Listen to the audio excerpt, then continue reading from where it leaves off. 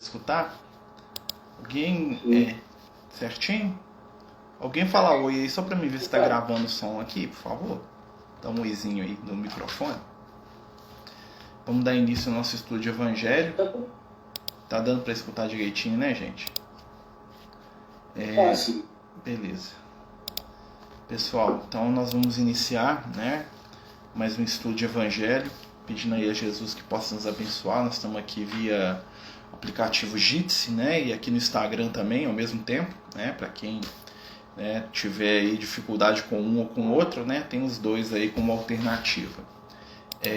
Lembrando a todos, né, pessoal, que a gente está fazendo um estudo sequenciado do Evangelho. Hoje nós estamos no capítulo 6 do Evangelho de Mateus, né, a gente começou na semana passada, e a gente vai dar seguimento. Hoje nós vamos falar da oração do Pai Nosso, né, que é uma das partes mais icônicas aí do Evangelho, né. A gente vai trazer aí uma breve explicação, né, claro, sem nenhum pretexto aí, ou nenhuma pretensão, né, de querer fechar a questão. E aí nós vamos falar dessa prece aí que é tão interessante, tão fantástica, né, para a nossa caminhada espiritual. Né, queria convidar aí a todos para a gente fazer a nossa prece, né. Vamos fechar os nossos olhos, elevar o nosso sentimento, o nosso pensamento ao Cristo, pedindo neste momento que possamos refletir em cima das questões do Evangelho, que possamos trazer para o nosso coração e para o nosso entendimento as palavras e o consolo do Mestre Jesus, a fim de trabalharmos e de iluminarmos os nossos corações e as nossas mentes nas vibrações do seu amor. Divino amigo, fica conosco, ajudando-nos a seguir, a perseverar e a iluminar o nosso caminho. Que assim seja, graças a Deus. Então, pessoal, né, nós estamos dando continuidade ao estudo, né? A gente, todos os dias do estudo do Evangelho, a gente está lendo uma mensagem dos amigos espirituais, né? Hoje, quem mandou a mensagem para a gente sobre o texto é o nosso querido irmão Liel, né? E a gente agradece a espiritualidade amiga, né? E nós vamos ler a mensagem, depois nós vamos partir, né, para o estudo. Está lá na Bíblia, né, no capítulo 6, tá? E no versículo no versículo 8, né, nós vamos orar nós vamos falar do capítulo 6, no versículo 8 do Evangelho de Mateus, tá? Então a gente vai ler aqui a mensagem da noite e vamos ao trabalho, né, como diriam os amigos espirituais. Quem quiser perguntar, participar, comentar, tá? Se sinta à vontade, né? O objetivo é esse mesmo. Então a mensagem de hoje: na oração do Pai Nosso, o Mestre reúne ensino, consolo e reverência, traduzindo a grandeza do Pai e sintetizando as necessidades do espírito humano de se conectar com o divino. Explica a presença do Criador, está escrito errado, né, como amigo e protetor. Lembra as nossas responsabilidades perante a própria consciência. Fala do afeto, da esperança, confirmando nossa responsabilidade diante do próximo e a importância da confiança diante das provas desta vida. Até aquele momento, as forças superiores eram temidas, objetos de bajulação e incompreendidas.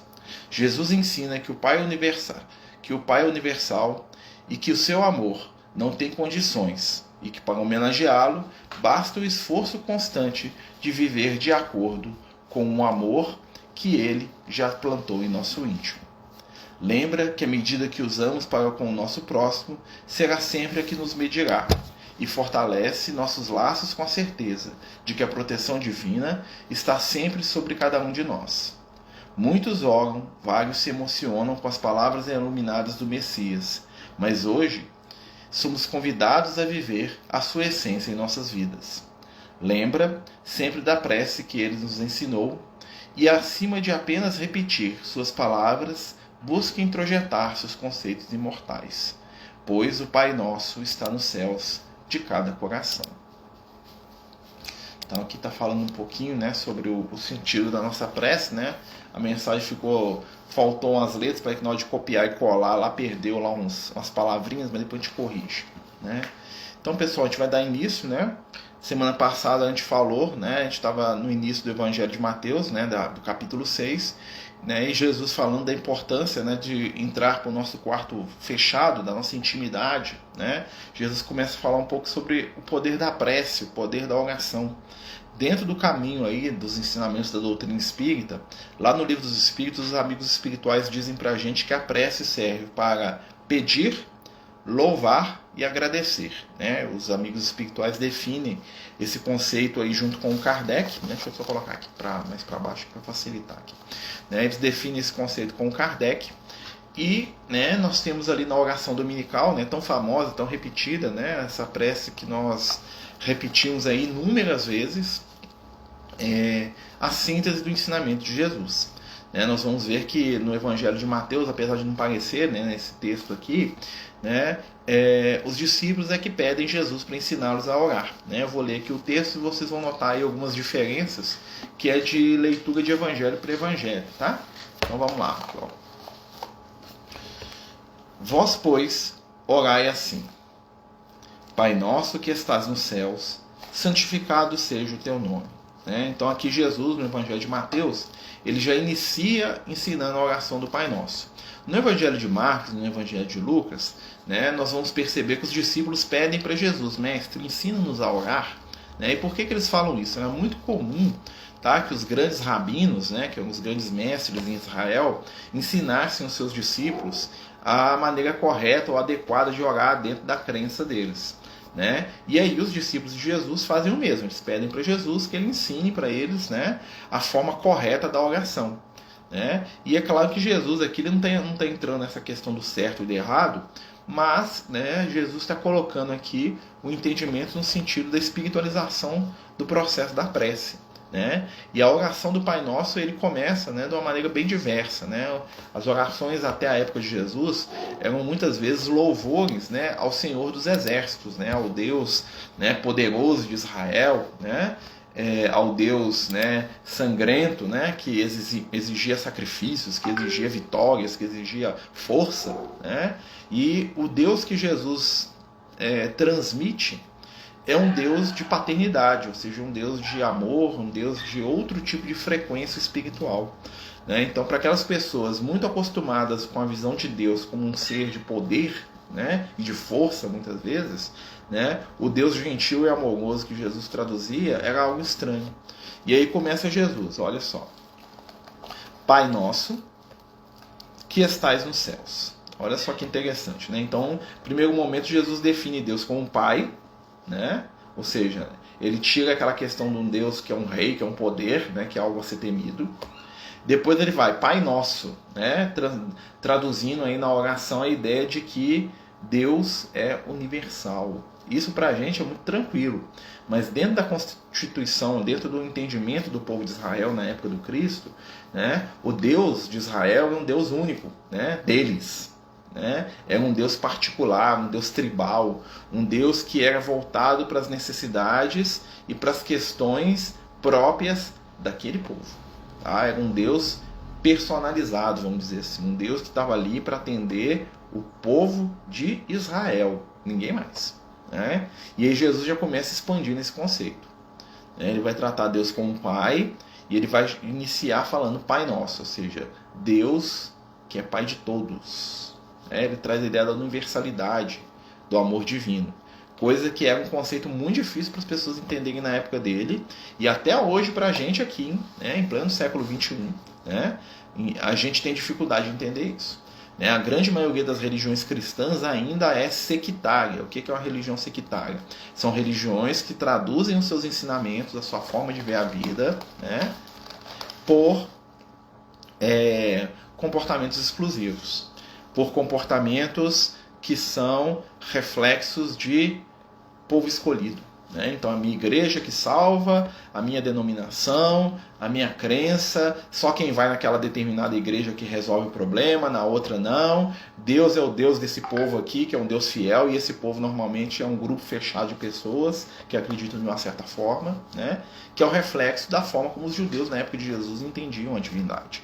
Né, o Deus de Israel, ou seja, não é um Deus dos romanos, nem um Deus dos gregos, nem um Deus dos egípcios, nem um Deus dos cananeus, nem dos vizinhos, nem de ninguém. Era o Deus de Israel, era o Deus de um povo, né?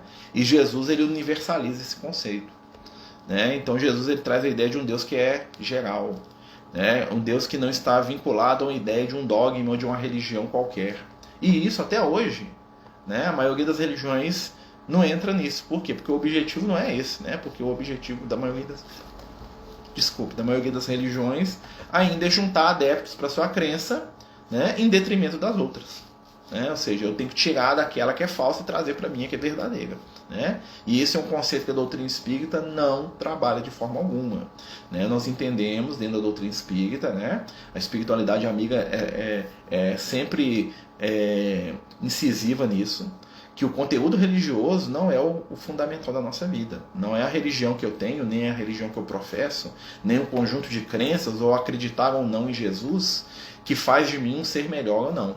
O que faz de mim um ser melhor são as minhas ações positivas no bem, né? Ou seja, acreditar em Jesus é um facilitador evolutivo, mas não é o único, né, a única porta de crescimento espiritual. E aí ele continua aqui, ó, olha só. Pai nosso que estás nos céus, santificado seja o teu nome. Então Deus, né, os judeus eles tinham essa coisa muito grande com o nome de Deus, né? Eles tinham lá o famoso tetragrama, né, que era um conjunto de consoantes, né? Era o que formava lá o Y, o W, né? o H, né? O iota, né? Que eles falavam lá, e o V lá, o Iavé, né? Que formava o nome Jeová ou Iavé, né? Que eles falavam que era o nome de Deus, que na verdade quer dizer eu sou, tá? Em hebraico. E aí Jesus, né, ele santifica o nome de Deus, mas não um nome verbalizado, né? Até porque Deus, né, está muito acima das nossas vocalizações humanas aqui, né, da nossa forma de comunicação aqui no planeta Terra, tá? Ele dá a ideia de Deus como ser que é o que? Pleno. Quando Deus, né, o conceito de Deus que é apresentado, que eu sou, ou seja, aquele que não muda. Porque Deus não evolui, Deus não se modifica. Deus é. Deus não está em transformação como nós. Tudo no universo, né, nós, a matéria, né, todas as criaturas do universo se transformam e se modificam, menos Deus. Por quê? Porque Deus é o Criador. Deus é o elemento à parte do universo. Deus está fora do universo, né? Mas ao mesmo tempo ele fala assim, ó, Pai nosso que estás nos céus. E o que é o céu, né? Dentro do entendimento da literatura rabínica, o céu ele representa o estado de consciência mais profunda do ser, né? E esse conceito é trabalhado pelos espíritos no livro Céu e Inferno e nas obras do André Luiz, de alguma forma, na medida que os espíritos falam para a gente que céu e inferno são reflexos da nossa consciência. Ou seja, onde está a minha consciência em equilíbrio, eu estou em estado íntimo de céu, de tranquilidade espiritual. Aonde está a minha consciência em desequilíbrio, eu estou em estado espiritual de inferno, né? Tanto é que é muito comum eles falarem que alguns companheiros carregam o inferno dentro de si, né? Numa metáfora que reflete o estado de intimidade daquele ser, né? Então existem pessoas que carregam o inferno dentro de si, né? Porque a consciência deles está sintonizada com aquilo de pior na própria intimidade. Então Jesus fala assim, Pai nosso que estás nos céus. O que Jesus está dando a dica para a gente? Através da consciência, a criatura, ou seja, nós, se capacita a escutar a voz do Criador. A resposta divina para as nossas preces vem através do que? Das nossas percepções de consciência. A nossa consciência falando para a gente o certo, o errado, né? Boa noite para quem está chegando, né? Dando boa noite a todos. Nós estamos no Evangelho de Mateus, no capítulo 6, no versículo número 9. Tá? Capítulo 6, versículo número 9. Nós estamos falando da oração do Pai Nosso. Então, se Deus está na consciência, Deus mora na nossa consciência? Não. Nós podemos entender a consciência muito mais como uma janela, uma porta, uma entrada de conexão aonde o divino conversa conosco, tá? Então, à medida que o ser desperta a sua consciência e ele dilata a sua consciência através do seu processo de aprimoramento espiritual, essa janela, que é muito estreita, ela vai se dilatando. E aí nós vamos percebendo a vontade divina, nós vamos sentindo Deus, nós vamos entendendo a divindade. Nós vamos nos comunicando com a divindade. A nossa consciência, né, em vista da divindade, é como se fosse aquele olho mágico enferrujado. Né? A consciência de Jesus para Deus é aquela janela panorâmica de 10 por 10. Assim, ó. Então, o que Jesus vê, percebe e sente da mente divina é muito mais amplo do que o nosso. Né? Existem algumas pessoas que têm uma janela, outros têm um olho mágico, né? Outros têm a janela panorâmica igual Jesus, são estados de consciência. Quanto mais eu desenvolvo a minha espiritualidade, quanto mais eu desenvolvo o meu amor, maior a janela da consciência, e mais eu entendo o Pai que está nos céus. Aí ele continua, olha só. Venha o teu reino, seja feita a tua vontade, assim na terra como no céu. Olha só, então Jesus, o que ele está falando para a gente? Nós devemos trazer o reino de Deus para a terra. Né? Olha só, vem o teu reino. E aonde que vem o reino dos céus? Né? Jesus fala o que para os discípulos? O reino dos céus está dentro de vós.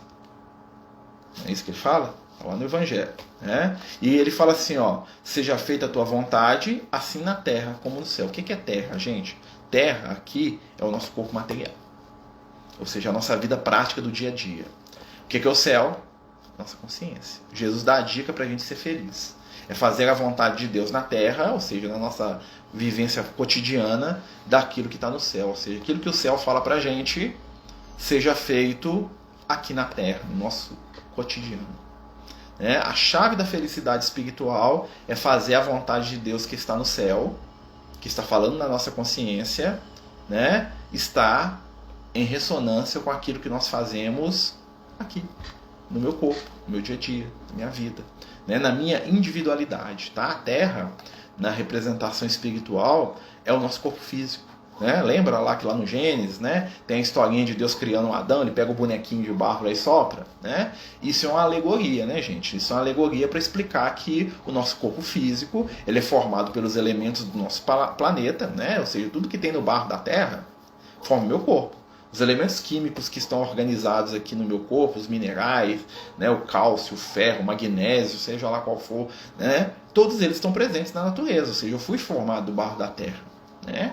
Essa matéria foi manipulada aí, né, e eu estou aqui hoje, né, fisicamente falando. Então, fazer a vontade de Deus na Terra é fazer aquilo que a nossa consciência diz no nosso corpo material. Está em ressonância. Aí nós temos um grande problema espiritual que se chama pecado. O que é o pecado? O pecado é exatamente quando nós não fazemos a vontade que está na terra em relação ao céu. Isso é pecado. Se minha consciência falar uma coisa, eu faço outra. Aí eu entro em dissonância espiritual. Isso é o estado de pecado. Por isso que pecado é aquele que fere a minha consciência. Né? Ou seja, minha consciência fala assim, Marcelo se dá conta de trabalhar 1 hora a mais todo dia. Aí o Márcio fala, sabe da coisa que é? Não. Quero dormir 1 hora a mais todo dia. E a minha consciência fica lá me cobrando. É Deus? Não, não é Deus que está me cobrando, sou eu mesmo. Né? Mas a minha janela de percepção para o divino me permite entender aonde eu estou errando e como eu posso fazer melhor, porque eu já dou conta. Tá? Então a cobrança, a medida, o julgamento é todo meu para comigo. Então quando a minha consciência fala que eu dou conta de uma coisa e eu não faço, eu entro em estado de desequilíbrio espiritual. Tá? É isso que o pessoal chama de pecado. Tá dando para entender, pessoal? Tá muito viajado aí. Se tiver, pode falar, tá, gente? Alguém quer perguntar alguma coisa, falar alguma coisa? Nós vamos continuando aqui enquanto ninguém pergunta. Tá? Pode escrever, pode falar, pode ficar à vontade. Questão 693 do Livro dos Espíritos define a prece. Sim, é o que a gente estava falando no início, verdade. Olha só. Venha o teu reino e seja feita a tua vontade, assim na terra como no céu. O pão nosso de cada dia nos dá hoje. Né? Ou seja, Jesus ele nos ensina a pedir aquilo que é necessário para o nosso momento. O pão é o alimento, mas muito mais do que o alimento do corpo físico, o pão é a representação do quê? Do fruto dos nossos esforços. Né? O pão, ele não é uma fruta. Por que Jesus fala assim, né? A maçã de hoje nos dá hoje, ou a banana de hoje, né? Que cai da árvore, lá você pega e come. Jesus fala do pão. Né? Porque o pão é o produto do trabalho do ser inteligente. O pão ele só existe para quem trabalha. O animal não come o pão de cada dia, porque o animal é incapaz do trabalho. Né? O animal ele vive debaixo, né, da proteção divina. Ele vive debaixo do quê? Do cuidado da espiritualidade. né? Então ele vive das leis do instinto, ele não escolhe. Jesus nos ensina a pedir o pão de cada dia, ou seja, que o nosso trabalho seja sempre suficiente para atender às nossas necessidades de momento. E aí nós vamos lá no Livro dos Espíritos, quando os Espíritos falam o que é trabalho. Trabalho é toda ocupação útil. Toda ocupação útil, né, dá-se o nome de trabalho. Então, quando eu estou ocupado, útil, de maneira útil, eu estou trabalhando. Ocupação útil igual trabalho. Né? Então, o trabalho não é só carregar caixa, trabalho não é só o que eu ganho de dinheiro, trabalho é toda ocupação útil. Então, o escopo do trabalho aumenta. E o pão de cada dia é nos ensinando a atender às nossas necessidades de momento. Não é o pão de amanhã, nem o de semana passada, nem o daqui a um mês. É o pão de cada dia. A cada momento que nós tenhamos a oportunidade do trabalho para atender às nossas necessidades de caminhada espiritual. E ele continua aqui, ó. Perdoa as nossas ofensas, assim como nós perdoamos aos que nos têm ofendido. Olha só que interessante, né? Então Jesus fala, né, com o perdão é uma realidade de consciência. Né? Deus, em resumo, não perdoa ninguém, porque o perdão pressupõe a capacidade de ofender. Somente um ser que é ofendido perdoa. Tá? Perdão é para quem se ofende.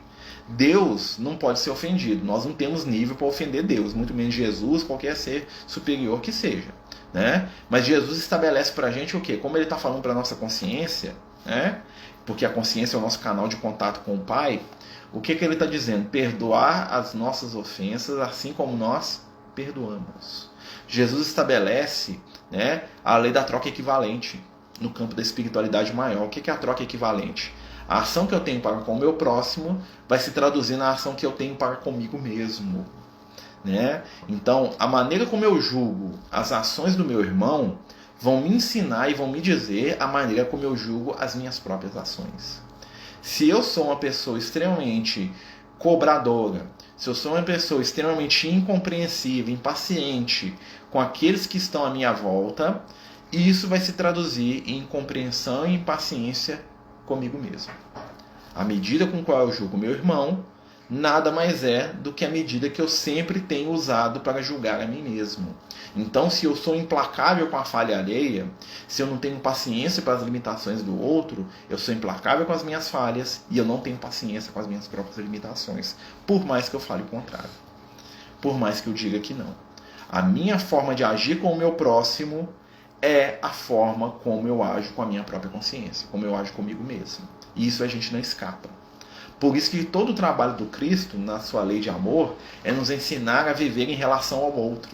Porque à medida em que eu aprendo a respeitar, a compreender, a conviver e a entender o meu próximo, eu estou naturalmente aprendendo a fazer isso com quem? Comigo mesmo. Então, quando eu perdoo o meu próximo, eu perdoo a mim mesmo. Né? Marcelo, pode falar. Pode falar? Pode. Eu ainda, é uma frase, essa parte do assim na terra como no céu, é a mesma daquela passagem. Este dá, como é que é? Essa semente, ela dá 30 por 1, 60 por 1, ou seja, cada um faz o que dá conta. Jesus nunca pediu além disso para nós, Sim. né? Uhum. Agora, essa frase, santificado seja o vosso nome, você desculpa, eu estou voltando, mas eu não entendi. Quer dizer que a gente fala que ele é pleno, quer dizer que ele é pleno? Eu não entendi. Você desculpa fazer você voltar? Não tem que desculpar, não. Que eu não entendo mesmo, eu não entendi, por gentileza. O que é santificar? Né? Santificar é colocar num lugar especial. Né? O que é o nome? O nome, para os antigos, é a representação da essência. Tá?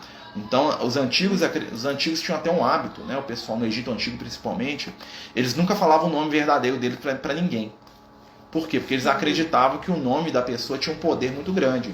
E que se eu soubesse o nome da pessoa, eu podia usar o nome dela para fazer bem ou mal para ela.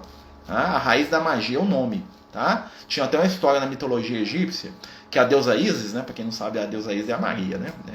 Como eles entendiam ela, né, gente? Não é, né? A deusa Ísis, que era a deusa da magia, ela conseguiu o poder dela como? Ela enganou um deus velho chamado Ra, né? Que era o mais velho dos deuses, né? E fez o Ra contar para ela o nome dele. E aí o que ela fez? Ela pegou o nome dele e quando ela descobriu o nome dele, ela incorporou o nome dela no dela e pegou metade do poder dele para ela. E ela ficou mais poderosa que ele, né? Então, quando a gente vai ver Jesus falando que santificado seja o vosso nome, Jesus está falando da importância, né, da essência divina. Por quê? Lembra que a gente falou no início que o conceito de Jesus, de Deus, é diferente do conceito dos hebreus? Os hebreus, quem que eles pensavam de Deus?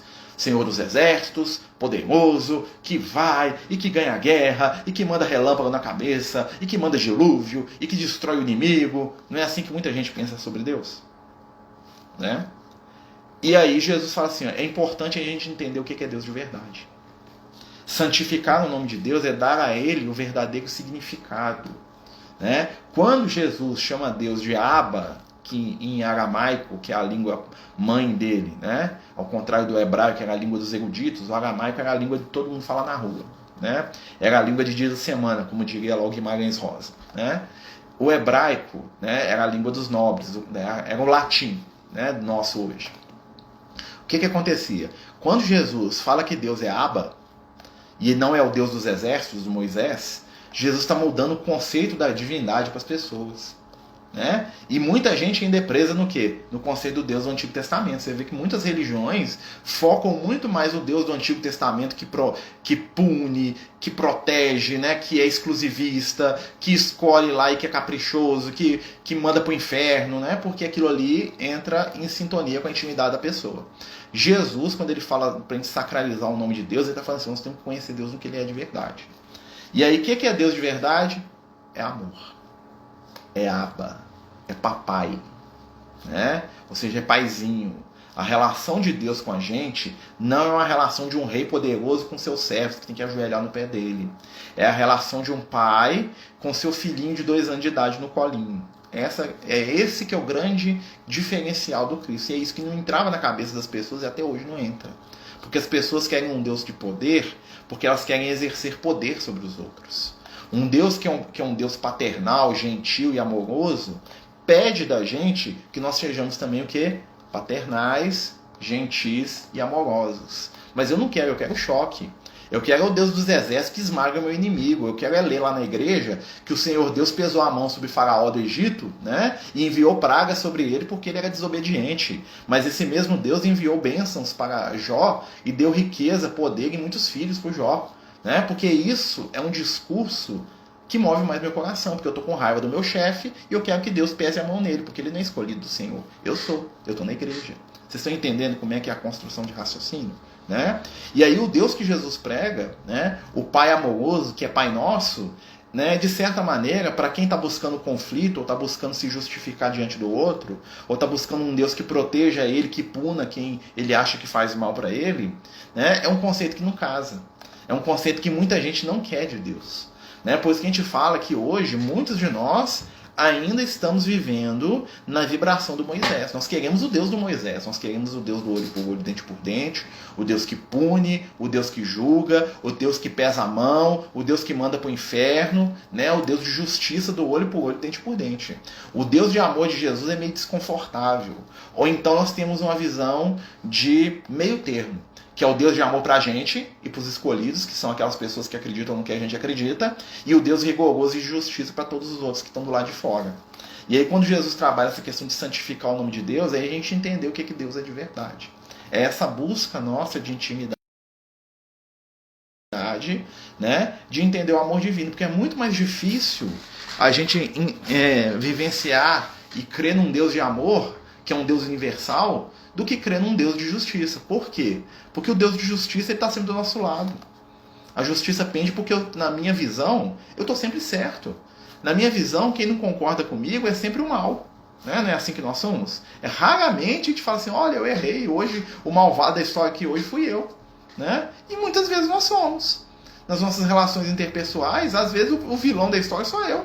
Eu que dei a má resposta, eu que agredi, eu que enganei, eu que traí, né? Mas aí eu torço o negócio para o outro ser. E isso está nessa questão que Jesus está ensinando para a gente. A oração do Pai Nosso é Jesus nos ensinando a entender a nossa relação com o divino. Por isso que ela é tão profunda. Por isso nós temos que repetir ela 1 milhão de vezes para introjetar. Uma hora introjeta. Né? Uma hora introjeta. Toda repetição tem por objetivo que a gente introjete o valor profundo daquilo. Né? Então ele continua aqui. Tem uma pessoa perguntando aqui. Mas só vou ler uma pergunta aqui. Boa noite. Você sabe por que algumas religiões não veem os espíritos como cristãos? Nunca entendi, pois Cristo é nosso guia e modelo. É muito simples, Jaci, porque nós não professamos as mesmas crenças e dogmas deles. Né? Então algumas religiões, inclusive da mesma matriz, têm dificuldade entre si. Né? Eu tenho amigos meus que são protestantes, de igrejas diferentes, e né, quando a gente conversa separadamente, eles fazem questão de falar que a igreja deles é melhor do que a do outro. Né? O outro vai ser salvo, mas não é. Mas eles estão meio errados, o meu é mais certo. Né? É o espírito de tribo. Né? A religião judaica é uma religião muito voltada para o exclusivismo. E isso introjetou. Né? Isso ficou nas igrejas de matriz evangélica, puxaram isso muito para a tristeza do Lutero. Tá? Porque o objetivo do Lutero não é esse não. Mas né, culpa do Lutero também. Né? Ele vai ter que resolver isso. Resolve lá, Lutero. Você se vira com esse negócio aí. Né? Mas infelizmente é isso. Você não acredita da maneira como eles acreditam, você não é cristão. Cristão é só quem tem a mesma religião e os mesmos dogmas que eu, né? Na visão deles. Né? Nós sabemos que tem cristão que nem acredita em Jesus. Tá? Tem cristão que não acredita em Jesus e vive o que ele prega. Conheço vários. Tá? Não acredita em Deus, não acredita em Jesus, mas a vida do cara é o que Jesus prega. Então ele é mais cristão que eu. Isso é inconcebível. Tá? Para alguns companheiros desses, porque para eles é fundamental você professar a religião, você falar que você é da denominação tal e qual. Tem muito espírita que é assim também, tá? Que acha que os espíritas são o suprassumo do mundo, são os mais evoluídos, então estão bem enganados com isso, tá, gente? A doutrina espírita é que tem mais informação, por isso tem mais responsabilidade, mas ser espírita não é vantagem não, tá? Muitas vezes é uma responsabilidade muito grande, né? Mas vamos lá, continuando. Fazer uma pergunta? Pode. Eu fiquei pensando aqui que tem essa, como a gente tem essa tendência, né, de estar achando que o vilão principal é o outro e que normalmente a gente está certo e que a gente precisa de um trabalho, uma reforma íntima mesmo para poder ampliar, né, esse entendimento e ver de uma outra forma. Eu fiquei na dúvida de como que a gente consegue entender essa consciência, né? Porque quando por exemplo, eu começo a achar que sempre o outro que é o vilão, será que na minha consciência isso está certo? Por mais que talvez a minha consciência esteja limitada, ou talvez o meu entendimento esteja limitado, que na verdade eu que estou sendo vilã, né, nessa história, e talvez eu não estou conseguindo. Sabe? Eu fiquei com essa dúvida de como que a gente pode estar tendo esse entendimento melhor da consciência, mais coerente aí com o divino. Eu penso o seguinte, eu lembro de uma coisa que o Liel sempre falava para mim, quando a gente estava estudando Evangelho.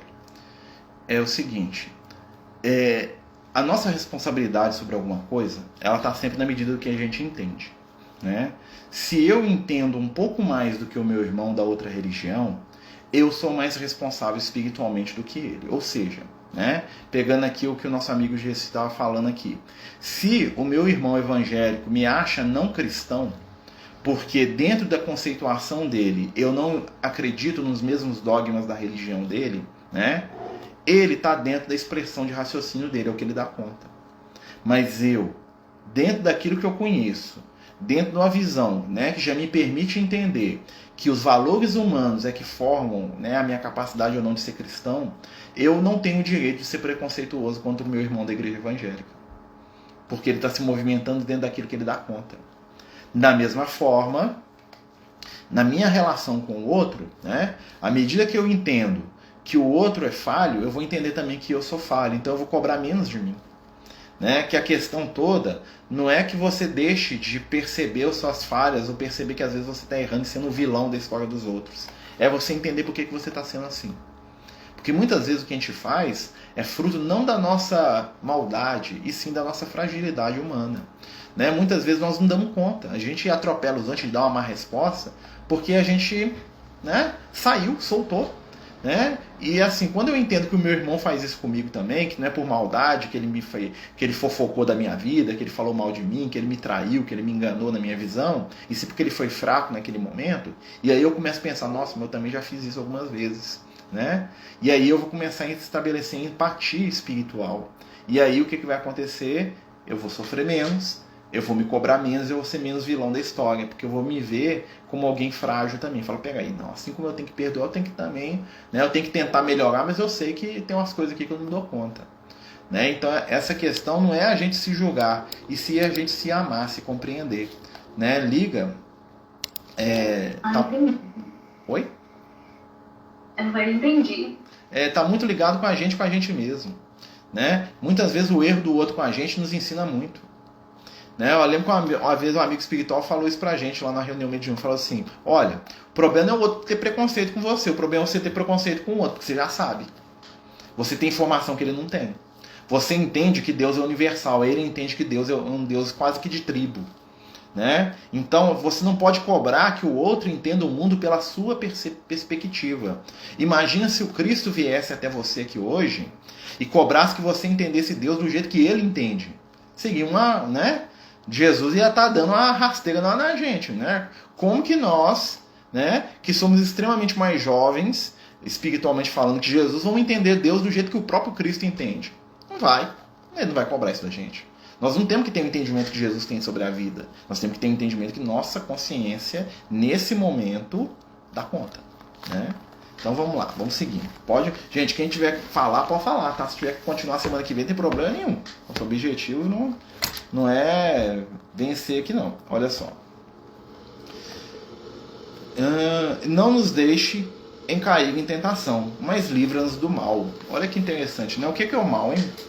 Ele começa falando, não nos deixe cair, né? Ou seja, a tentação, se é a gente que vai cair na tentação, a tentação é algo que é o quê? Interno.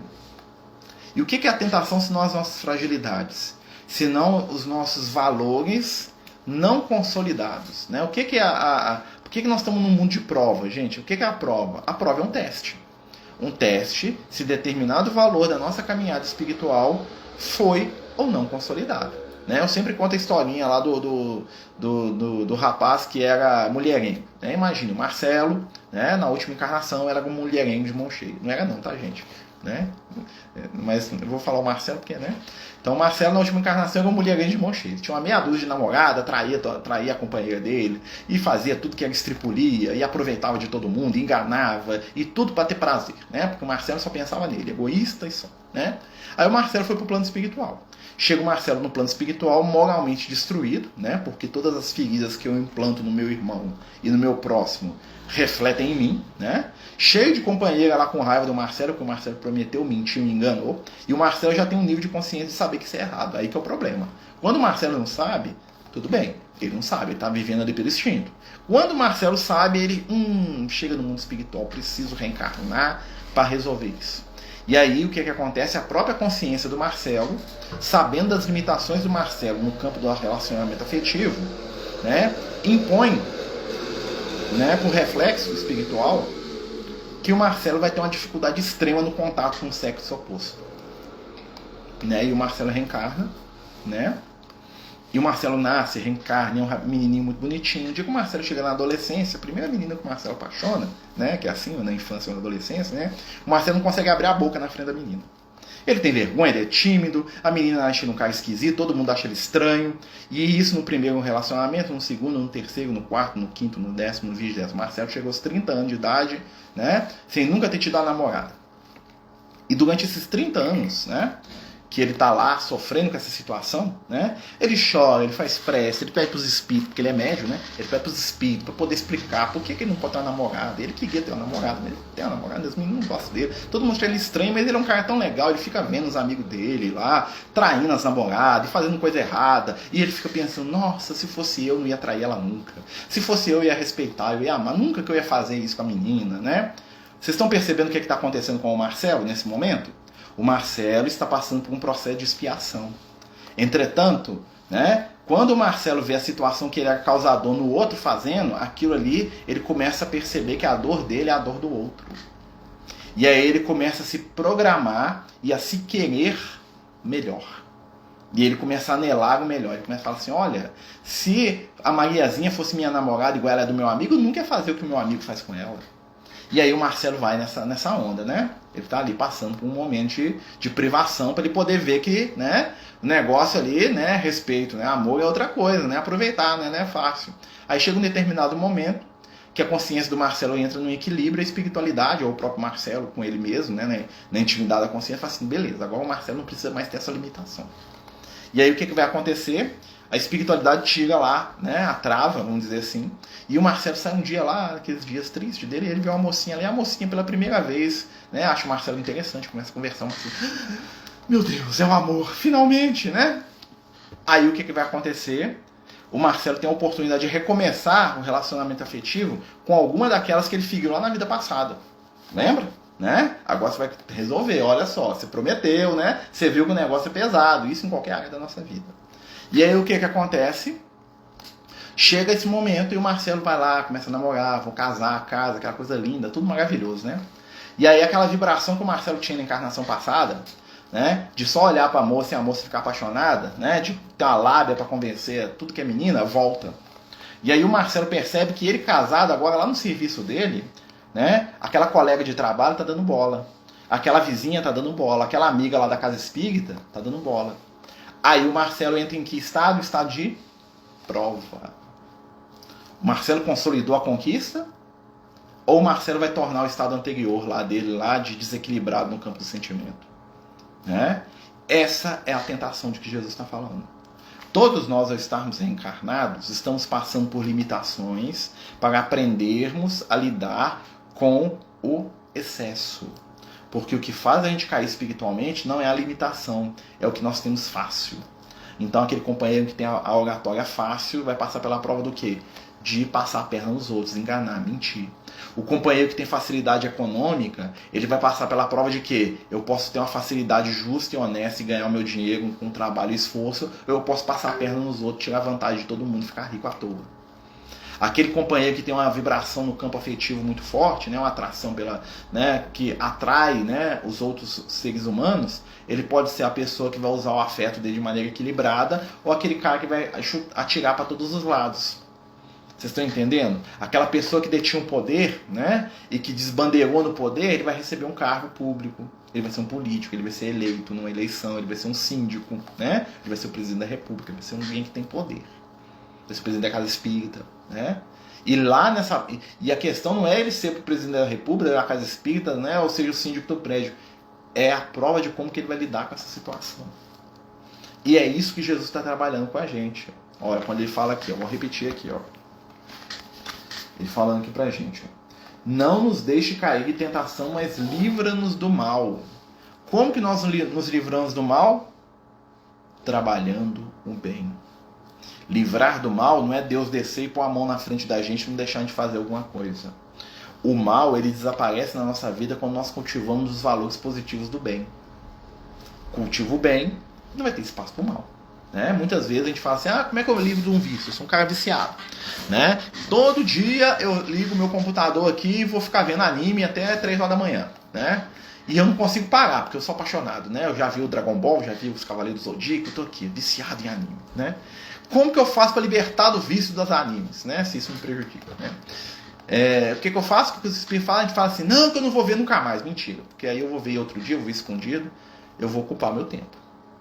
A melhor forma de vencer uma tentação, de fugir do mal, né, é o cultivo da virtude. Então o que eu vou fazer? Na hora que eu estava lá, gastando meu tempo à toa com o meu vício, eu vou estudar evangelho, eu vou para casa espírita, eu vou fazer caridade, eu vou visitar, eu vou lavar roupa, eu vou ajudar minha esposa aqui dentro de casa, né? Eu vou visitar um parente necessitado, eu vou fazer campanha do quilo, eu vou ler um livro, eu vou ocupar meu tempo com o bem. Então, como que Jesus nos ensina a fugir da tentação? Com as oportunidades do bem. E o Pai nos livra do mal, porque em todos os momentos nós somos convidados ao bem. O que acontece é que às vezes a gente não quer fazer o bem, né? Dá trabalho, né? E aí o que acontece? Não que a tentação seja causada por Deus. A tentação é reflexo do quê? Das nossas necessidades de reajuste. É um momento de prova. Nós hoje somos espíritos que estamos muito mais em prova do que em expiação. Expiação é para espírito inferior, espírito trevoso, para espírito violento, agressivo, revoltado. Espíritos como a gente que já estão buscando o Evangelho, né, são espíritos que estão passando por muitas provas, são testes. E o teste é o quê? Consolidei ou não consolidei aquele valor? E o maior teste da gente está na facilidade, não na dificuldade. O Lucas sempre brincava com a gente que quando a gente está para a doutrina espírita, tem 3 momentos. O primeiro momento é dificuldade, tudo dá errado.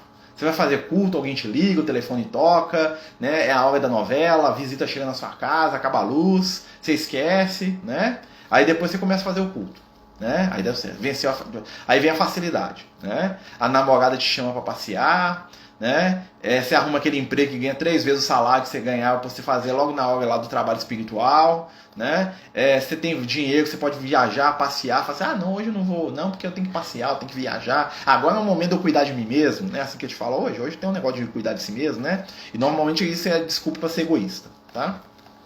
E aí o que é que acontece? Se 50% não passa pela dificuldade, 90% não passa pela facilidade. Eu lembro tem uma história nossa do companheiro lá na casa espírita, um médium lá, amigo nosso, que ele tinha muita essa energia com as mulheres tudo ficavam doidas com ele. E aí, em determinado momento lá, ele passava muita dificuldade financeira, e ele falava assim, não, quando eu ficar rico eu vou trabalhar para Jesus. E aí, em determinado momento, ele arrumou um emprego lá para ganhar, sei lá quantos, 30 mil por mês, um negócio assim. Aí ele largou a casa espírita, falou, não, que agora eu vou organizar minha vida, mas eu volto. Isso tem 20 anos, tá? Eu volto. Aí um dia nós encontramos com ele numa padaria, e tava atrás dele o companheiro espiritual dele. O companheiro espiritual dele falou pra mim, falou assim, nossa, fulano vai voltar, não? Eu perguntei, Ele falou assim, não, preocupa não, Marcelo, quando ele ficar pobre, ele volta. O que o espírito estava dizendo? Que ele estava num caminho que ele ia precisar passar pela penúria de novo para ele poder lembrar do Evangelho.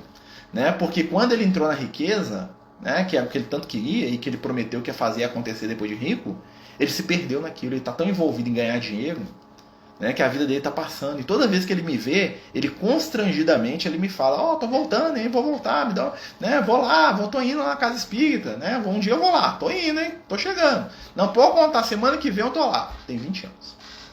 E todas as vezes que ele me encontra, ele desfia inúmeras, eu não pergunto nada, nem chamo ele para ir. Mas ele, como ele está com a consciência dele presa nisso, porque ele sabia do compromisso dele, ele fala para mim 20 minutos do que ele vai, o que ele vai fazer, o que ele vai acontecer. E ele nunca vai. Ou seja, a consciência dele já está pedindo, mas ele não está dando conta. É a tentação aqui que nós estamos falando. Vamos continuar? Nós temos aí alguns minutos.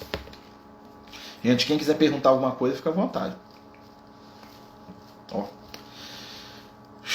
Porque, se vós perdoardes aos homens as suas ofensas, também o vosso Pai Celeste vos perdoará. Jesus dando a dica, Se eu perdoo, o Pai Celeste, ou seja, a voz de Deus na consciência, vai nos perdoar. Quem que perdoa? A gente se perdoa. Tá? Mas, se não perdoardes aos homens, tampouco vosso Pai Celeste vos perdoará. À medida com que nós julgamos, nós somos julgados. Jesus está explicando isso aqui na oração.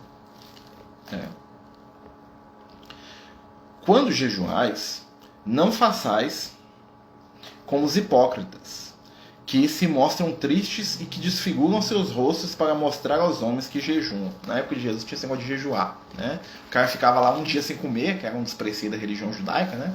Tinha lá o Ramadã, lá, aqueles negócios, Ramadã dos muçulmanos. Mas tinha lá a semana dos pães ázimos, lá, os rituais de purificação. E aí o que acontecia? Quando o cara jejuar, a primeira coisa que ele fazia era vestir uma roupa de saco rasgada, despentear o cabelo, jogar terra em cima da cabeça, e fazer uma cara bem sofrida, assim, tô jejuando, assim, tô sofrendo, olha só, passando fome aqui em nome de Deus, E aí Jesus falava assim, quando você jejuar, não faz isso não. Por que Jesus está falando isso? Lembra lá do capítulo que a gente está estudando no passado, onde Jesus explica pra gente que até agora as pessoas viviam a religião de forma externa. E que o segredo é viver a religião e a espiritualidade de forma interna. Quando ele começa falando o quê? Dos fariseus que, quando iam fazer caridade, batiam um tambor lá e o cara ficava anunciando o que ele estava fazendo. Então eles tinham a recompensa. A mesma coisa a pessoa que jejua. Né? Se ela está parecendo que jejua, todo mundo morre de dó dela. Coitadinho, ele está jejuando. Você já teve a recompensa que você queria. Né? E aí... Ô Marcelo... Pode falar. Você está falando de fazer o jejum e sair falando? E sair falando, aí eu tô aqui, esbarrei no Evangelho do Lucas, no capítulo 9, versículo 14, onde ele fala exatamente isso, né? Jejum 2 vezes por semana, pago dízimo. É a oração do... Tudo que eu tenho. E Jesus fala pra ele, então tá tudo pago, não te devo nada, você também... E o que é jejuar, gente? Jejuar é deixar de comer? Né? A visão simples do jejum é deixar de fazer alguma coisa. O que é o jejum? É deixar de fazer algo em função de outra coisa mais importante. Então, jejuar é abrir mão de algo material em função de algo espiritual. Então, você não concorda que quando alguém... quando uma pessoa abre mão do seu final de semana para passar com um parente doente, ele está jejuando, ele está fazendo um jejum das suas diversões. Quando uma mãe deixa de fazer algo que para ela é importante, às vezes ir num salão, às vezes cuidar da própria aparência, para levar o filho no futebol, para ensinar a filha, para ajudar alguém que precisa, ela não está fazendo um jejum? O jejum é muito mais profundo do que deixar de comer. Né? Qual que é o jejum que vale? Deixar de comer é importante sim. Né? Aquela mãe que deixa de comer para o filho comer. Né? Eu lembro uma vez quando eu era criança, né? Minha mãe não está aqui não, né? Não sei. Mas quando eu era criança uma vez, a gente passava por uma situação financeira muito difícil. E chegou o ponto de a gente passar fome mesmo, a gente não ter o que comer dentro de casa. Né? E aí o que acontece? A minha mãe me pegou, não esqueço isso, eu devia ter uns 4 para 5 anos de idade. A minha mãe me pegou, foi na casa de uma tia minha, da irmã do meu pai. Quando ela chegou lá na casa da minha tia, ela estava fazendo um almoço. E a gente não tinha comida ainda, né? Mas minha tia não percebeu. Né? E a minha mãe pediu para minha tia se ela deixava, né, ela limpar a casa dela em troca do almoço. E aí o que aconteceu? A minha tia concordou, né? Tava meio voado, não percebeu a situação, eu acho que não percebeu, tá? E aí minha mãe limpou a casa dela, eu lembro dela sentado lá na cozinha, lá esperando aquela coisa toda. Na hora do almoço, o que aconteceu? Os filhos da minha tia foram comer, o marido dela, mas não sei quem. E na hora da gente comer, só tinha comida que dava para uma pessoa. Porque os meninos lá comeram tudo. Né? Não lembravam que a gente ia comer lá, nem nada disso. Né? E aí o que aconteceu? O que a minha mãe fez? Ela deixou de comer. Para quem comer? Para mim comer. Né? Eu não esqueço disso. Olha que eu tinha uns 4 anos de idade, não esqueço disso. Né? E eu lembro que eu perguntei para minha mãe. Falei, mãe, você não vai comer? Não. Ela falou, não tô com fome não. Né? O que a minha mãe fez ali senão um jejum? Isso é um jejum. Ela abriu mão de comer para dar para mim. Né? Então, assim, isso espiritualmente para ela conta muito mais do que a comida que eu comi naquele momento. E eu não esqueci do negócio. Né? Às vezes minha mãe tá aí, nem sei se ela entrou. E se ela entrou, ela sabe o que eu tô falando e é verdade. Né? E eu não esqueci isso não. Né? E aí o que acontece, gente? O jejum é quando você abre mão de alguma coisa que você pode em função de alguém que você ama. Então, às vezes, a gente jejua o nosso tempo. Né? Fala assim, fulano de tal, né? A gente que está, às vezes, na casa espírita, né? E fala assim, ao invés de eu estar com meus filhos aqui em casa no sábado de manhã, você está lá na casa espírita, lá, ó, né? Levando xingo de morador de rua lá, brigando com os outros lá, né? É um jejum. É uma escolha que nós fizemos, né? Você está abrindo mão de algo que, às vezes, é muito importante para você em função do outro. Às vezes, quando você, né? Você deixa de comprar alguma coisa para você, para doar para alguém que precisa, você está fazendo um jejum. E isso tudo é muito importante espiritualmente, a gente não sabe quanto. Né? Eu estou dividindo aqui com vocês porque né, a gente vai falando, a gente vai lembrando das coisas, né? E isso é interessante demais, né, pessoal? Tem uma pessoa querendo falar, não dá para ver o seu nome, pode falar, você que levantou a mãozinha aqui, tá como companheiro juiz para você. Quem que levantou a mãozinha? O católico se refere a deixar de comer mesmo, é o que eles dão conta. Né? É o que eles dão conta. Né? Então, assim, cada um de nós está no seu espaço de entendimento. Né? Mas o jejum é abrir mão de algo. Né? Jejuar de falar mal dos outros. Jejuar da maledicência. Jejuar de cobrar. Jejuar de brigar. Né? São jejuns. Né? A paciência e o amor também são jejuns. Né? Todo jejum é sair um pouco do nosso egoísmo. Né? E a gente não precisa mostrar para os outros o que nós estamos fazendo, aqueles que recebem sabem. Né? A minha tia que estava lá com a minha mãe, na mesma casa lá, a minha tia nunca percebeu que a minha mãe estava passando fome naquele dia. Porque ela estava vivendo lá no mundo dela. Né? Então ela não é culpada. Né? Mas a minha mãe não fez cara que estava passando fome, ela não fez cara de jejum, ela não falou lá, nossa, que eu não como, que eu não passo mal. Né? E são coisas que impactam na gente, a gente guarda. Né? A criança, ela guarda os exemplos do jejum dos pais. Né? Elas sabem. Né? Mesmo que no momento elas não deem conta de verbalizar aquilo, aquele valor fica guardado. Né? Pessoal, quem levantou a mãozinha aqui quer falar alguma coisa? Ou só apertou sem querer? Tem um botãozinho aqui, ó, que você aperta, que é uma mãozinha, levantar a mão. É quando você quer falar, né? Você pode usar ele, tá? Quem quiser, tá? Não é obrigatório não, tá bom? Continuando, passamos aí 5, vamos ter 2 minutos a mais, tá, gente? Porque a gente sempre começa uns minutinhos depois, né? Na verdade vos digo, já receberam a sua recompensa. Mas tu, quando jejuais, unge a tua cabeça e lava o teu rosto, a fim de que não pareças aos homens que jejuas, mas ao teu Pai que está presente no secreto. A dica de Jesus sobre o que nós estamos falando aqui. Nós temos que entrar em sintonia com o Pai que está em secreto. Onde está o Pai? Através da consciência. Nós temos que dar satisfação para quem? Para a nossa própria consciência. Não importa o que o outro acha, o que o outro vê, importa o que nós temos com a gente mesmo. No final, é a gente com a nossa consciência, com o Pai que está no nosso céu. Né? Deus conversa comigo pela minha janela de consciência, não pela sua. Pela sua ele conversa com você. Né? E teu Pai que te vê no secreto te dará a recompensa. E qual que é a recompensa? Né? É aquilo que o André Luiz fala pra gente. A verdadeira felicidade é a consciência tranquila do dever cumprido. Essa é a maior de todas as recompensas. Gente, alguém quer comentar, falar alguma coisa, perguntar? Nós temos aí uns 3 minutinhos ainda, né?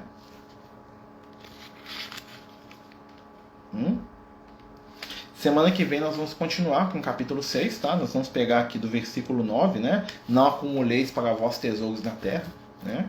Esse versículo 19, capítulo 6, semana que vem, tá? Nós vamos pegar a partir. É um capítulo bem grande, né? Então, como a gente não está com pressa, né?